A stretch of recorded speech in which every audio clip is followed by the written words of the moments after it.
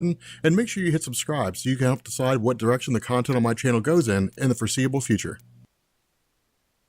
What's going on, guys? This is Rob, and we are back once again with another installment of the Beyond Omega Level character series, a series where we focus on the most powerful beings to exist in comic book form. And in this video, we are covering none other than Yellow Lantern Superman, which is basically what the name implies. Superman with a yellow lantern ring. So, as we always do, we have to explain what the concept of a yellow ring is, make sense of all this stuff, so you guys understand what we're talking about if you don't read Green Lantern. So in DC Comics, DC has what's called the emotional spectrum, which is an energy field comprised of all emotion in the DC universe and consists of rage, greed, willpower, hope, compassion, love, and fear. Now, when Thal Sinestro, a member of the Universal Peacekeeping Force known as the Green Lanterns, had used his ring to rule his planet with an iron fist, he was banished from the core and turned away from the willpower aspect of the emotional spectrum. After being sent to the planet Quard in the antimatter universe, Sinestro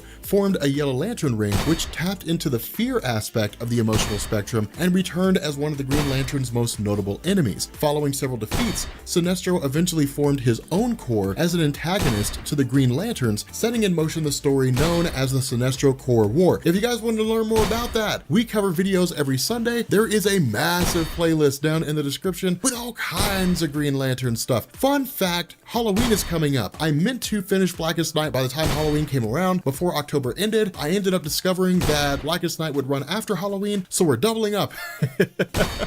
We're covering Green Lantern Blackest Night all throughout the week in addition to our Marvel and DC stuff so that we can finish it in time for Halloween. It just makes good sense. The story is about zombies with the Black Lantern rings. Having said all of that, the Yellow Lantern ring chooses its wearers based on the ability to instill fear in others, and the power level of the Yellow Power Ring is determined by the amount of fear its user is able to channel through it, and it has no upper limit. Many of the abilities conferred by the Yellow Power Ring are similar to the powers of the other Lantern cores, like flight and energy and force field projection and hard light constructs. However, there are abilities specific to Yellow Lanterns, like the ability to probe the minds of their opponents, discover their greatest fears, and amplify those fears to cause their victims to experience immense psychological torture. As an extension of this ability, Yellow Lanterns can uncover and even erase the thoughts and memories of others and can exercise a degree of control over others as well. Now, there are certain weaknesses of the Yellow Power Ring. First and foremost, as is the case with all power rings, that they only have a finite amount of energy and require a recharge once that energy is depleted. Furthermore, Yellow Lantern rings are severely weakened and their ability to communicate with one another is greatly impeded in the presence of a Blue Lantern ring that draws its power from the emotion of hope. Now, as impressive as these powers are on their own, we now have to imagine them being possessed by Superman, who on his own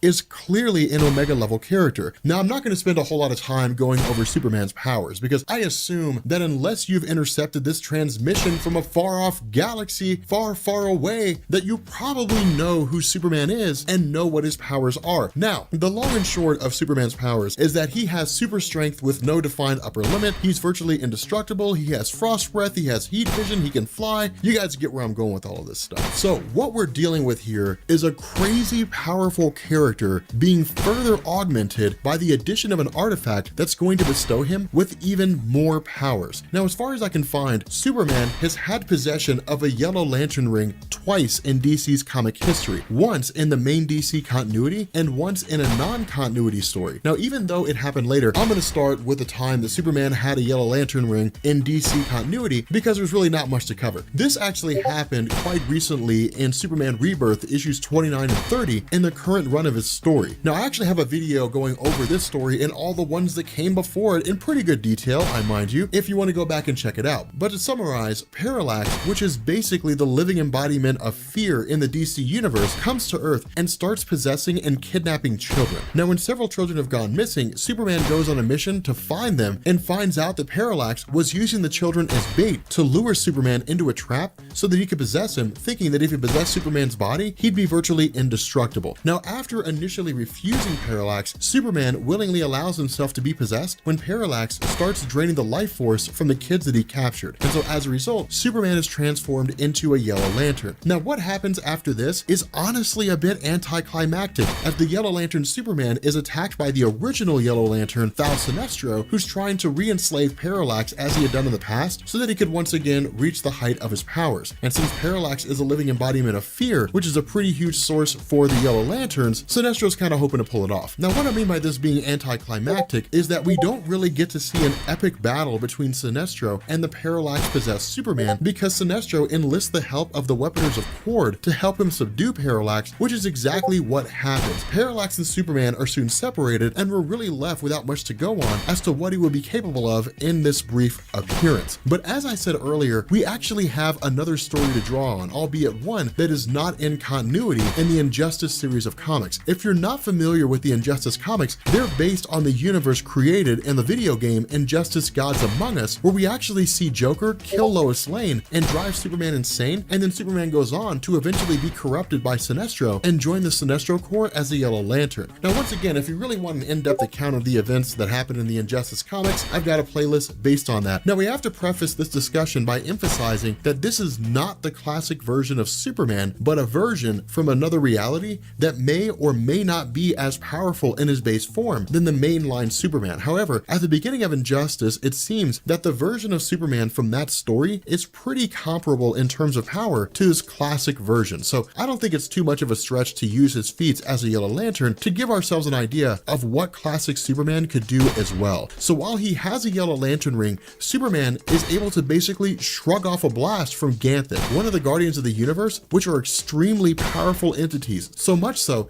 that they would surely be classified as being beyond Omega level themselves. To give you guys some perspective, in the story War of the Green Lanterns, which I'm not going to spoil because we're going to get to it on our videos on Sunday, Ganthet, probably the most powerful of the Guardians of the Universe, manages to hold off the entirety of the Green Lantern Corps by himself. It's a crazy display of power. It's one of the most insane things we've ever seen. But following this, Superman grabs both Ganthet and Mogo, the living sentient planet responsible for choosing new Green Lanterns when one of them die, and flies them both into the sun and destroys them. While this is pretty much all we have to go on, given how briefly Superman has ever been possessed by a Yellow Lantern ring, we can still just tell from this feat that he's going to be well above Omega level, which makes sense given that Superman on his own is Omega level. But the fact that a Yellow Lantern Superman can destroy an entire planet and a being who could probably wipe out the universe could likely do so to any number of planets that he chose to, which basically means that our definition of beyond Omega level as being a universal threat qualifies Superman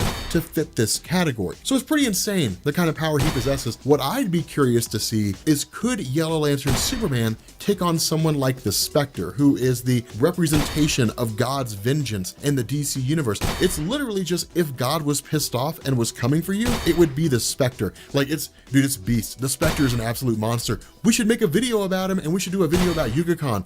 Anyway, guys, we're gonna go ahead and bring this video to an end. If you are new here to Comics Explained, make sure you guys hit the sub button to become part of the Rob Corps. If you guys enjoyed this video, make sure you drop a like, and yeah, I will catch you all later. Peace.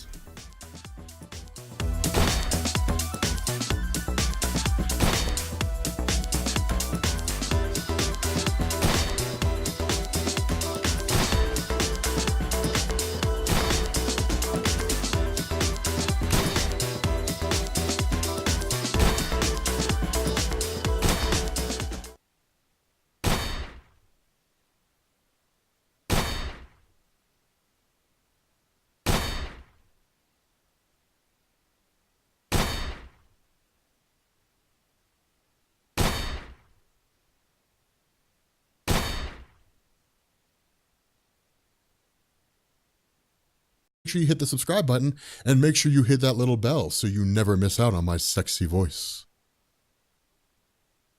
Okay, so I did a poll on Twitter, which for those of you guys who are new, you can find me on Twitter at Comics Explained. I did a poll on Twitter and I asked you guys, who should the next character that we do a Too Powerful for the MCU be about? And I listed the Sentry, the Void, and then the Marquis of Death, and Protege was the fourth one that we did. But the Void won. Now, in reality, the Void and the Sentry kind of go hand in hand. I mean, they're basically the same person. So I don't really know how you separate the two. So this will be a discussion that's akin to like the Molecule Man and the Beyonder, right? I mean, they're basically the same thing. So for those of you guys who don't know, the Sentry goes back to the year 2000. And in fact, the Sentry miniseries is my favorite comic book story of all time. Like, it's my absolute favorite. In fact, Sal over at Comic Pop was at, he was at a Comic-Con. I can't remember which one he was at, or maybe it was a comic book store, but he found the whole collection of the Sentry, the original series by Paul Jenkins and Jay Lee, and the one-shots, and sent it all to me. And I was like, I need to repay in kind. And so I sent him, I bought a hand-drawn picture of Spider-Man, or Tom Holland as Peter Parker, and sent it off to him. I was like, yeah, you kind of deserve this. But yeah, okay, so the way the Sentry and the Void originally appeared back in Marvel Comics was in the year 2000. And the idea was that Paul Jenkins and Jay Lee had this concept where they wanted to pretend like there was a superhero from like the 1960s that was forgotten. Like, it was a forgotten superhero made by Stan Lee and Jack Kirby that just kind of went under the radar, was swept under the rug, or whatever the case may be. And so you ended up getting the Sentry. What was told here is that it was just a guy named Robert Reynolds. Like, in the first issue, it looks like he's crazy. Like, right up to the end of the first issue, it seems like he's crazy because like he seems like a schizophrenic. He wakes up hearing voices, he starts seeing things that aren't there. The dog starts talking to him. He attacks the dog when the dog turns into the Void, and then his wife Lindy freaks out and she believes like he succumbed to alcohol again and then leaves him. And so it's basically just like Robert Reynolds is there, and he seems like he's absolutely insane. Well, like he's talking about stuff like, I need to go back to being a hero and I have to wake up the Sentry, and like, you know, I need to go back and get my powers back. He takes like a sheet, like some kind of bed sheet, and sticks it to his back. And you're just like, wow, this guy's bonkers. And then at the end of the first issue, he flies, and you're just like, holy cow, this guy is really a hero. And what you end up learning is that before the Fantastic Four, before the X-Men, before Spider-Man, before any of those guys, there was the Sentry. And the Sentry was just this guy who had consumed a serum that was modeled after the one originally given to Captain America, but 1,000 times more powerful. And what it did is it basically just like, it gave him like almost these godlike abilities, like insane levels of strength and speed and durability and all that kind of good stuff. And he went forward as a superhero. And because of the actions of the Sentry as a superhero, that's what inspired like Reed Richards and Susan Storm and Peter Parker and like Bruce Banner when he became the Incredible Hulk. That's what inspired like all of them to become heroes, was the Sentry. Well, somewhere along the line, the Sentry just vanished off the face of the earth, and nobody remembered him. Nobody knew what ever happened to him. He was just gone. It was like he never existed. What ends up happening is Robert Reynolds starts traveling around to like the Fantastic Four, into the X-Men, into like the Incredible Hulk. The only one who remembers him, he starts calling him Golden Man. He goes to see like Spider-Man and all these different characters and says like, you have to remember who I am. And so ultimately it's revealed that what had happened was, with the Sentry came the Void, which is basically like the evil dark persona of Robert Reynolds. And following this, like with the Void's first appearance, the Void killed like 1 million people in New York and almost destroyed the entire city. And so the Fantastic Four realized Robert Reynolds is the Void, and there ended up being this kind of device that was created that was on top of Avengers Tower. I think it was maybe it was Baxter Building, but it was on top of like one of the superhero buildings. But what it did is it basically emitted a constant pulse that shut down everyone's recollection, that basically like stripped away everyone's memories of the Sentry. And so when they reactivated it, because the Void's coming back, then the Void comes back. And so of course, you know, they end up like fighting against it, and it's kind of crazy because like the Void is like the only thing the Incredible Hulk's really been scared of. At least that's how it was at the time. So the Void returns, all the superheroes end up facing off against it. They manage to momentarily defeat it, and that's when Robert Reynolds realizes that so long as he's the Sentry, the Void will always be there. And so they go back to the tower, they end up reactivating the device, and ultimately everybody goes back to forgetting who the Sentry is. Now, this was published as part of something called Marvel Knights. Those of you guys who don't know what Marvel Knights is, if you go through and look at various Marvel comics that were in like the late 1990s, specifically like Daredevil, Black Panther was another good one. You start looking at those, you'll see like Marvel Knights written in white with a black banner at the top, and then you'll see like the title of the character. The reason why was because in the mid-1990s, when Marvel almost went broke, it was cheaper to take the characters that just weren't selling and just like outsource them to outside publishing houses and have them write the stories, and then it gets published by Marvel. And there was a company that was called Event Publications, which was owned by Jimmy Palmiotti and Joe Quesada, and they were the ones who basically published the Marvel Knights line. And so when Joe Quesada was made editor-in-chief of Marvel, he basically took all the Marvel Knights, all the concepts that were created as part of Marvel Knights, and then rolled them over. And so in 2005, 2006, when Brian Michael Bendis launches New Avengers, you end up getting the Sentry, who makes an appearance at the end, and then you get the second story, who is the Sentry, which is the New Avengers run. You actually find that video down in the description. But with that story comes one of two of the Sentry's most powerful displays. During the whole story of who is the Sentry, right? Like at the end of New Avengers Volume 1, which is called Breakout, you basically have Robert Reynolds who's there. Like they go in there and they're like, we don't know who this guy is. We never heard of him before. And he actually can find himself there. And what you end up finding out is that Robert Reynolds exists in the main Marvel universe. And I can't remember exactly how Bendis rolled him in. It was kind of confusing and weird, but he essentially escapes. He just basically takes off and escapes. And through like a weird series of circumstances, basically the Void returns, and the Void starts to go on a rampage. And so what ends up happening is like the combined forces of the X-Men, the Avengers, and the Fantastic Four all band together and go to the house of Robert Reynolds. Now, this is what made the Void so powerful. All those teams, Fantastic Four, the X-Men, and I mean like a full roster of the X-Men, all all the most powerful superheroes in the Marvel Universe on Earth could not stop the Void. That the Void was able to take on a combined, like all of them at the same time. And in reality, it took like Robert Reynolds stopping the Void. There was no way the superheroes could have defeated him. And that concept was continued on when you got to Siege. Now, Siege was a story, and it was a really, really good story. Siege was a story about the destruction of Asgard. A little bit of backstory here. So there were a lot of things that led up to the events of Siege, right? Like you have Thor Ragnarok, which is basically the death of Odin's son. And then following the death of Odin's son, going into the aftermath of Civil War, Odin's son comes back. And because of the fact that Asgard and like all the Asgardians in it had basically been destroyed during the events of Ragnarok, Thor starts traveling around the world trying to wake up their spirits that are stuck inside physical bodies. Well, before all of that, he rebuilt Asgard in Broxton, Oklahoma. And so it's literally just like hovering above the ground by like a foot or something along those lines. And then of course, with the restoration of the Asgardians and so on and so forth, they all take up residence in Broxton, Oklahoma. They all take up residence in Asgard. And that goes into the events of Dark Reign. And Dark Reign was the aftermath to Secret Invasion, right? Like where the Skrulls basically were replacing all the Earth superheroes. But with Iron Man being director of S.H.I.E.L.D. and not knowing that Secret Invasion was happening, he was basically kicked out. And then Norman Osborn, the Green Goblin, was put in his place. And because he was a bad guy, he did what bad guys do. He basically like dismantled S.H.I.E.L.D., brought in a whole bunch of supervillains. And so with that happening, most of the superheroes all went underground. This led to the formation of the Dark X-Men, the Dark Avengers, basically like villains playing the roles of superheroes. And so during that time, Norman Osborn looked to consolidate all of his power. And so what he did is originally like he tried to capture the X-Men. They all took off. They went off to this island called Utopia off the coast of San Francisco. And then like Norman Osborn went to go attack Asgard and brought in like the Sentry and all that kind of stuff. Well, during this whole conflict, the Sentry like basically unleashes the Void, right? Like the Void is unleashed and totally obliterates Asgard, like destroys all of Asgard in its entirety. I mean, crushes the whole place, and it's all brought crashing down. Around that same time, Loki tries to find a way to defeat the Void, and Loki's killed in the process. So like the Void was killing gods. I mean, it's crazy how powerful he is. Now, like the Void is not all powerful, right? I mean, there is a what if story. It's what if Siege, and it's like what if the Void hadn't been defeated, and basically the Void killed all the superheroes on Earth and then ascended into the universe and then destroyed the universe, and like that was basically it. But those are what if stories. They're not really in continuity, and so you can kind of say, sure, that could happen, but it would be like if an alternate reality version of you became president. It doesn't mean you're actually president. It just means an alternate reality version of you is president. And so with that in mind, the Void has consistently been considered one of the most powerful villains out there, and depending on the circumstance can be considered like in like the top 3. The problem with this is that the Void has largely been an earthbound character, but aside from like the Molecule Man, Franklin Richards, Matthew Malloy, Shepard, there aren't really that many people on Earth who are universe level powerful. There's a few, but you can count them on like 2 hands. The Sentry, depending on the circumstance, can be that powerful, but if we're talking about like a universal constant, which is to say like they can intrinsically control the fundamental forces of the universe, then you got Franklin Richards, you have Clyde Wincham, you've got Shepard, you've got the Molecule Man Owen Reese, the Beyonder, which is essentially kind of an earthly character. Yeah, no, that's about it in terms of vast reality warping powers.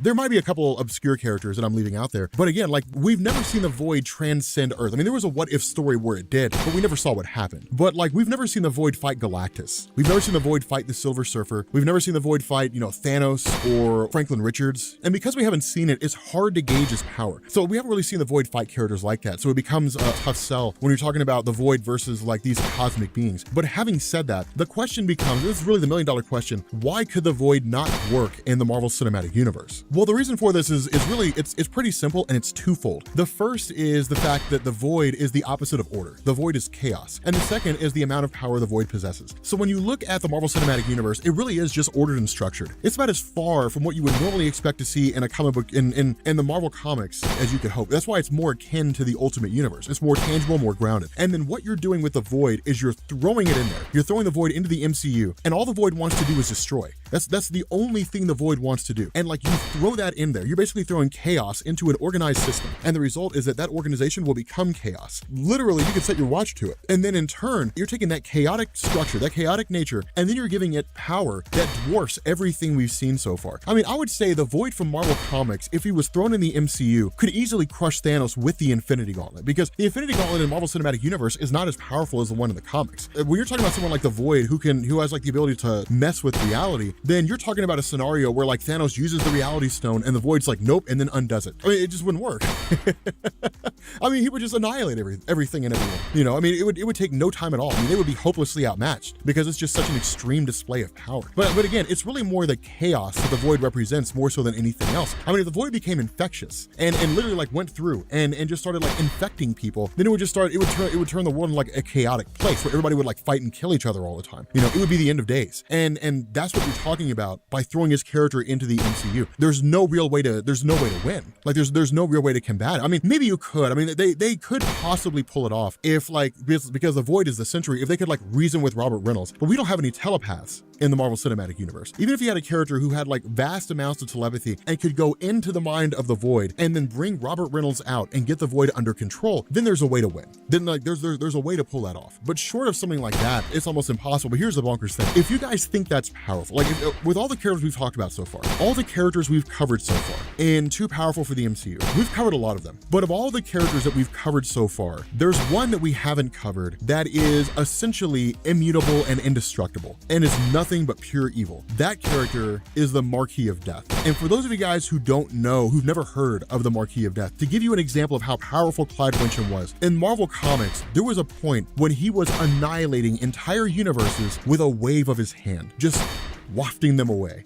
And that was it. He was probably more powerful than the Living Tribunal, to be honest. Like, I mean, I would, like, if I had to create a hierarchy with the Marquis of Death, yeah, even going back and reading Hickman's Avengers and New Avengers and like the Marvel Cosmic Hierarchy, I would do the one above all and then the Marquis of Death, the Beyonders, and then the Living Tribunal. Like I would probably organize it in that fashion. But that's kind of just off the cuff. Probably have to do a little more research to see if that's actually the case or not. But yeah, no, like he was a super powerful character. But with that being said, guys, we're gonna bring this video to an end. If you are new here to Comics Explained, make sure you guys hit the sub button to become part of the Rob Corps. If you guys enjoyed this video, make sure you drop a like, and I will catch you all later. Peace.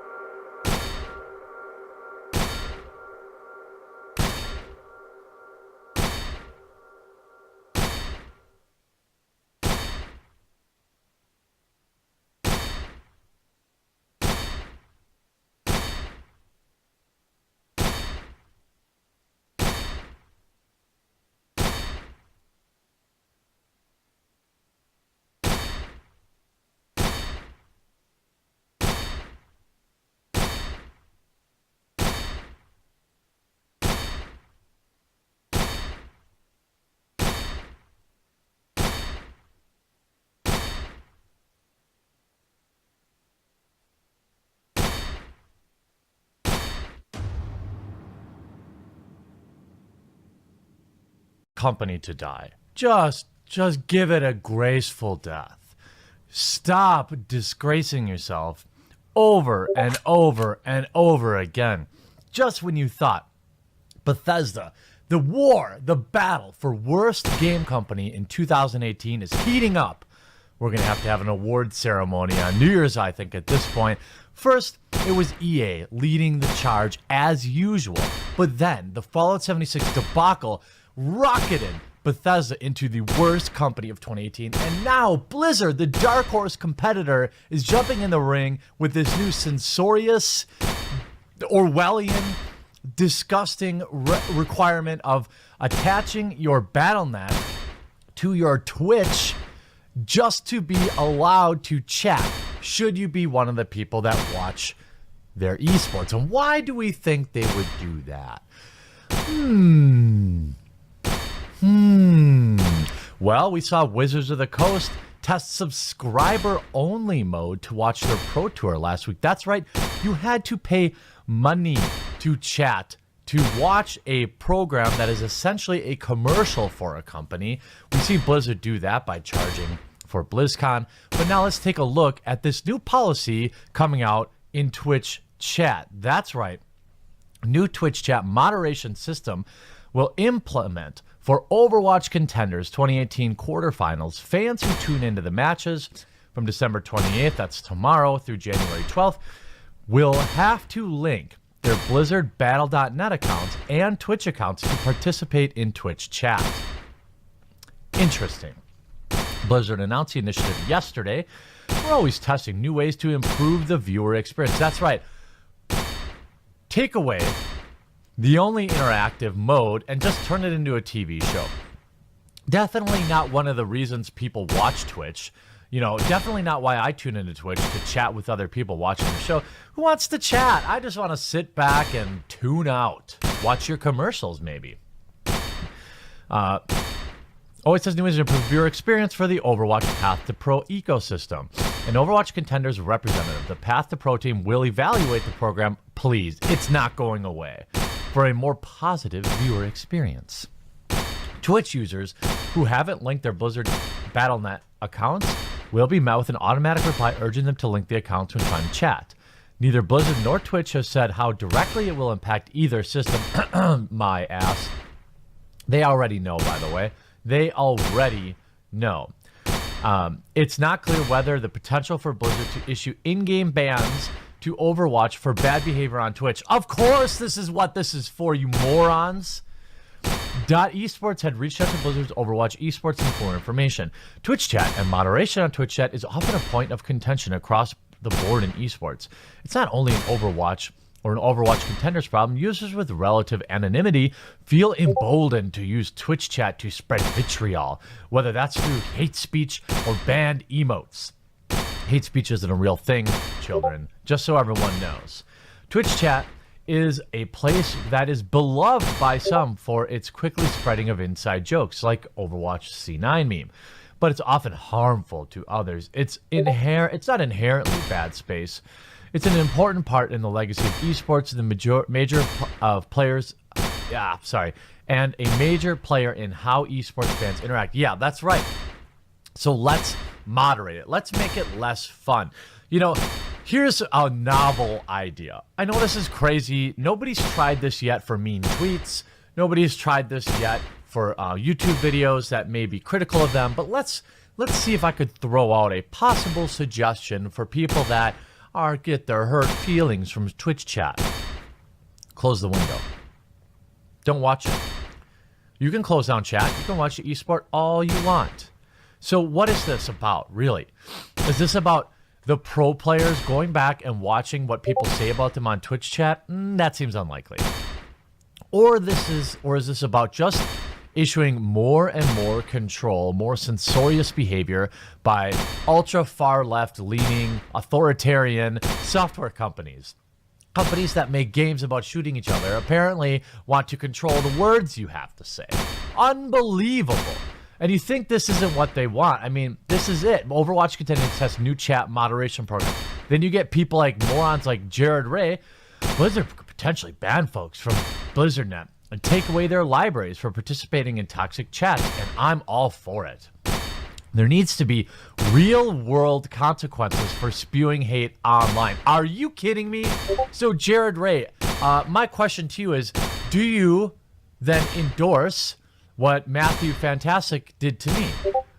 Hunting me down in public and assaulting me because he didn't like what I said online. Is that what you're saying? To me, that's what it sounds like you're saying. And then you get the usual suspects here like Jennifer. Ooh, I love this.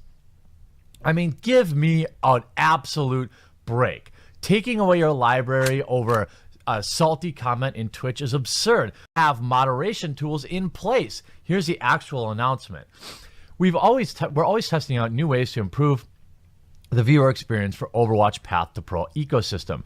As part of this, Contenders, by the way, you have a failing software offering right now, whether it's World of Warcraft, Overwatch, you just ended Heroes of the Storm, esports. What a great way to push more people out, right? Just make people not want to show up. I'm sure the folks over at Kotaku in Action love this.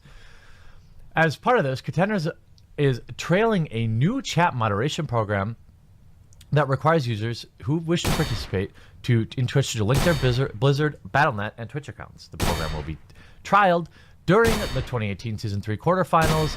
Path to Pro team and program's overall effect on creating a more positive viewing experience. What is this? What are we supposed to do? We have an ever-expanding list of words and emotes that we have to keep track of that we can't use. Apparently, you've abandoned having just regular mods in there. What happened to just warning people? I think, look, you can have whatever list of words you want or emotes banned in your chat. Seriously, cool, awesome. But if we don't know what they are, then how can you expect us to abide by those rules? This is the same thing on Twitter. They have a list of trigger words that nobody knows, but we're all expected to follow by. Tell us what words and emotes we can't use. Use it once, get a warning, fine. Use it again, get banned. What's wrong with that system? Why isn't that system working? IP ban them if you have to. I don't understand. What this is about control. This is about, we only want to see certain words in our chat, and we are willing, make no mistake about it, I'm 100% convinced that the long-term goal of this plan is to remove your software. Of course it is. That's what the implied threat is, obviously, right? Why would you make me link my Battle.net account?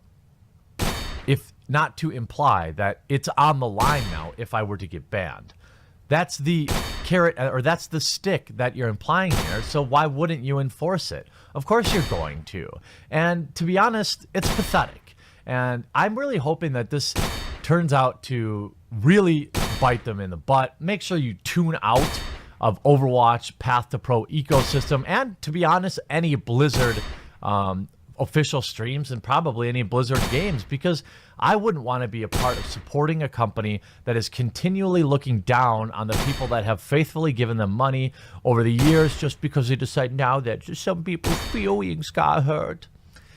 Well, it's a great race to the finish. Who will finish as the year's worst company in 2018? Cast your vote in the comment section down below. Sorry if I was a little sniffly in this video. I spent the weekend with Rugrats, and now I'm sick, of course. Gotta love Christmas. Talk to you again real soon. Hey, before I forget, quick reminder, I've been cataloging the development process with exclusivelygames.com. Later tonight or tomorrow, you're going to see screenshots of every single page of the website, which are now completed and designed and into coding. And there's also other interesting information over at the YouTube channel. So if you want to follow the development process and what I have going on with Exclusively Games, make sure you subscribe to the channel. Once we actually go live, I'll probably delete these like build-up videos, and then we'll just have like our official coverage videos here. I'm still working on assets for that. We did hit that stretch goal, so I've got to get some background music. I've got to get some merch put together. I've got to get some more images and overlays put together. I would anticipate the site to fully launch probably February 1st. But for right now, it'll be fun, hopefully, for you to watch the development process. I'm going to show from A to Z how we design the website, how we put it into coding, all the business plans and everything. So you can watch us build this business from the ground up. And should you decide that you want to do something similar with something you're passionate about, maybe this will help you a little bit. If not, you'll help out by watching the videos. I've got a 1 hour long interview here with me and Ian Miles Chong. And I've got the original track. And then, like I said, we'll see the design phase go up probably tomorrow, Friday. And then we'll see probably the mobile app development phase go up next week. Lots of interesting stuff. So check out that channel. Thanks again to everyone who supported this project. It's going to be great.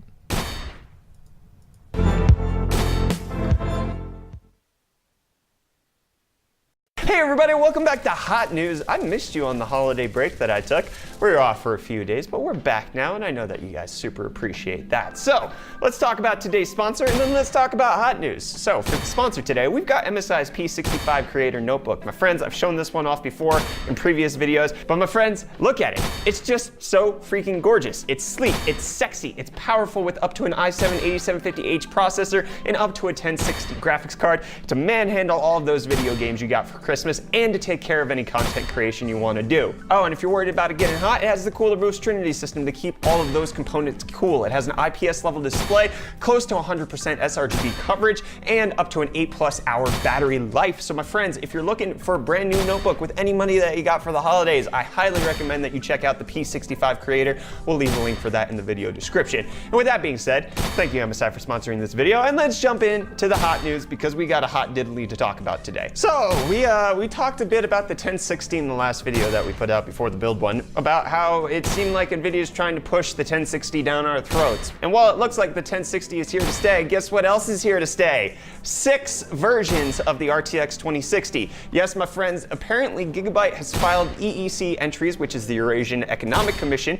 They filed 40 different RTX 2060 graphics cards with the EEC, which is insane. Amongst those 40 different types, it boils down to 6 main varieties. As you can see here, we're anticipating that they're gonna have an RTX 2060 6GB GDDR6, an RTX 2060 GDDR5, an RTX 2060 4GB with GDDR6, and then another with GDDR5, and then a 3GB, and then a 3GB with GDDR5. Why?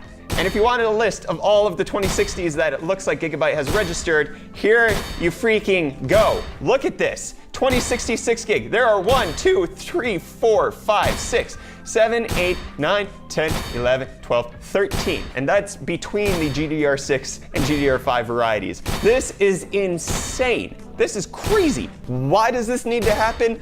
I'm not quite sure. There's a lot of rumors floating out right now about what's happening with the 20 series or even 11 series, but we'll discuss that in a later video.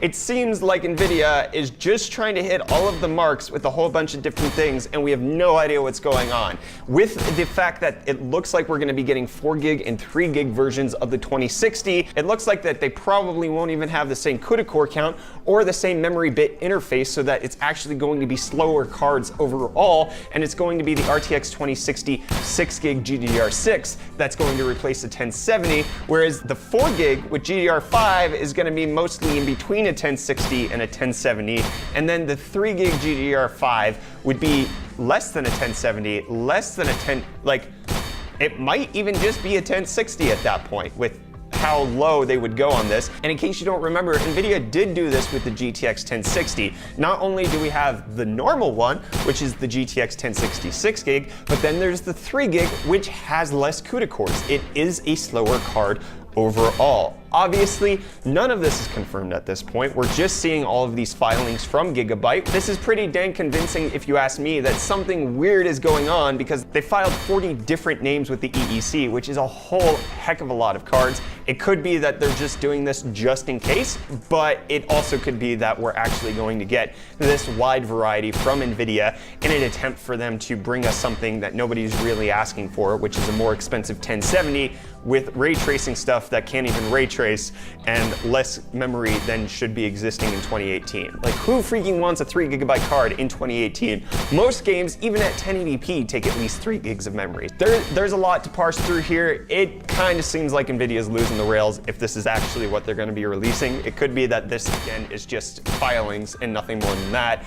But let's just wait. We have about a week and a half until CES kicks off, and that's when we're expecting NVIDIA to launch all of this stuff, so we can check back when that happens. But let's talk about something cool for anybody who's still on the 10 series, if you happen to get one for the holidays, or if you've just been on one for a while. The OC scanner tool for Pascal is now officially out with MSI Afterburner, so if you want something that can do an auto overclock on your 10 series, the OC scanner does it for you. It tests it based on frequency over voltage, and it'll give you a decent overclock on your cards. The OC scanner tool was available for 10 series if you had an EVGA card and did EVGA Precision, and they did it for you, but now it looks like it's coming out to one of the most popular overclocking tools, which is MSI Afterburner. So that's nice. That was a nice Christmas little update that NVIDIA brought to everybody who has an older card that's now obsolete. Get a new 20 series, guys. Why are you sticking with the old ones? How much of your life do you not want ray traced? Speaking of, buy this ray trace sweater. There's a 10% coupon code, JUSTWORKS, JUSTWORKS, just works. Get the coupon code, buy the sweater. And then speaking of more NVIDIA news, they unveiled mesh shading, which is a brand new technology that they're doing to allow for a lot more shaders to take place in an environment where they normally wouldn't be able to. This is different than the adaptive shading that they've already brought out, which is in Wolfenstein. The mesh shading techniques allows them to compromise detail where they actually don't need to have it, and then give more detail where they do need to have it, thereby reducing the overall strain on GPUs.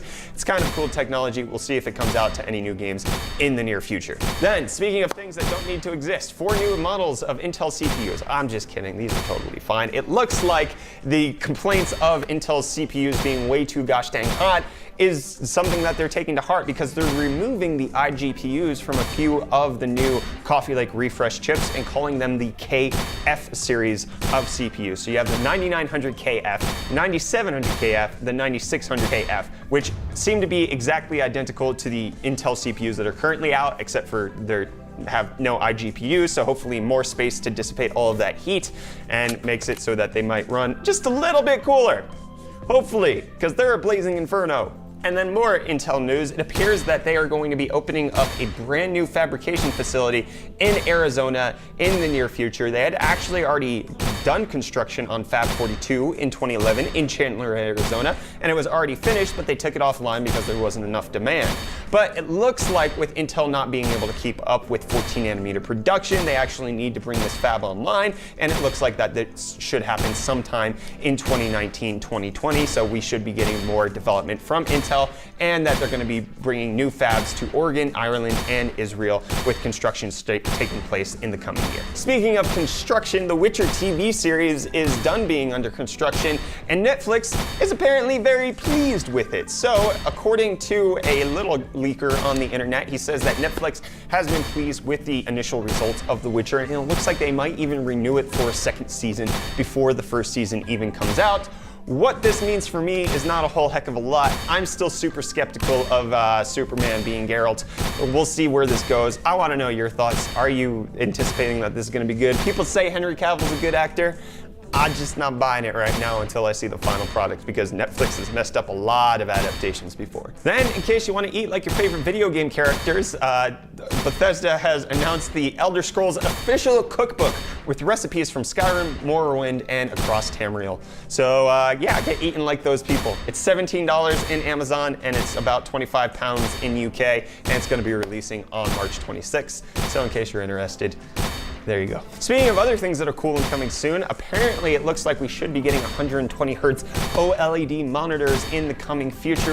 It looks like Asus might be taking the way on that one. This is a pretty big development because OLEDs at this point have really not been able to hit the high refresh rates, but now we should be able to get the good contrast ratio, the deep blacks, as well as the good gaming capabilities of 120 Hz sometime in 2019. I'm excited for this. Hopefully you guys are too. This is going to be freaking expensive in case you are wondering, so this is going to be the thing that you see at a trade show and you're just like, I wish I could have that, but I can't because I can't afford it. And even if I could afford it, I don't have the system to actually even power it. And so, yeah, priorities of being an adult. Speaking of things you can't afford and that are at trade shows, Inwin Z Tower Signature Edition chassis. We talked about this a couple weeks ago about how they are bringing this to market. I hypothesized that it might be around, $600. What an idiot I was, because they're bringing it to market for 5,499 euros. 5,499 euros. This thing that looks like a bone marrow transplant is going to cost more than my entire car. Why? Good on you, Inwin. I'm sure it's heavy. I'm sure it makes sense that you're charging this much. But nah, fam. And then speaking of things that should have stayed in development, Final Fantasy VII Remake is apparently going smoothly according to the developers that are working on it right now. This is the millionth time that I've heard this, and I won't trust it until it's actually out. And I was talking to Reese earlier this morning, and I'm pretty sure what they're gonna do with the Final Fantasy VII Remake is just rebrand it like they did with Final Fantasy 15 and just be like, this is Final Fantasy 16 now. It's not tied to the original one in any way. We completely redid it. You're never getting a remake. Sorry. Goodbye, Final Fantasy Versus 13. And then speaking of video game news, there was a video that circulated on the internet a while ago showing the different map sizes in video games. Well, it's been updated to include some of the latest additions like Spider-Man and Red Dead Redemption 2 and Horizon Zero Dawn, so you can actually see the map scale in each of these games. It's quite insane because Breath of the Wild, The Legend of Zelda, I've reversed that order, is close to Red Dead Redemption 2 in map size. That's pretty big. Those are big maps. So check out this video in case you're interested. It's kind of cool. It's only about 90 seconds of your life, which I've already taken up more of. So let's move on into the next thing, which is Halo Infinite's engine is built to treat PC as first-class full citizens, which is nice. Good, cool. I don't know. I don't care about Halo. I never had an Xbox growing up. This doesn't really interest me. Obviously, it's always good when a video game does prioritize PC and not just like a crappy port that comes out, and hopefully it comes out at the same time and not just like 18 months later like we've been having with other video games. But I don't care about Halo, sorry. Elder Scrolls and Halo, not on my list of things to care about today. Speaking of video games nobody cares about, I don't know, that's might be insensitive. Mortal Kombat 11 has now had their PC specs announced. Obviously, we got the trailer at the Game Awards, and now we have the specs. It looks like you don't need too much to run it. The recommended specs is only a 1060 or an RX 570. That's recommended. Lowest specs is a 1050 or a 909 270. You should be able to manage that. And then to celebrate AMD just a little bit, we talked about in a video, we talked about Intel. Well, it appears that AMD has joined NVIDIA in the NASDAQ 100 index, finally reaching the top 100 companies traded on the NASDAQ platform in terms of market cap. What this means is not a whole heck of a lot, except for the fact that it looks like Lisa Su has done a pretty good job of reviving AMD over the past few years since she took over in 2014, basically bringing the stock from like $1 up to the $17 that it is right now. And we'll see what they have to unveil for us at CES, which we can talk about in a later video. Yeah, I mean, if you just look at the chart right here, they were in a terrible low when Lisa Su took over in 2014. It got a little bit worse because you gotta spend money to make money, and now they peaked at an all-time high back in earlier this year, but then obviously with the stock crashes that were happening with the NASDAQ, it's a little lower, but right now they're doing pretty well. Good job, AMD. And that's gonna wrap up what I have for you for hot news today. Don't forget to let me know what was your favorite story down in the comments down below. If you have anything that you want us to cover in the next edition of Hot News, be sure to share it down there as well. Don't forget that today's video is brought to you by the MSI P65 Creator Notebook. Check that out at the link in the video description. Hit the like button if you enjoyed the video. Get subscribed. Just please, we need more subscribers. I'm Brett with the UFD Tech Channel. Thank you so much for watching. I'll see your smiling faces again in the next video. Love you too.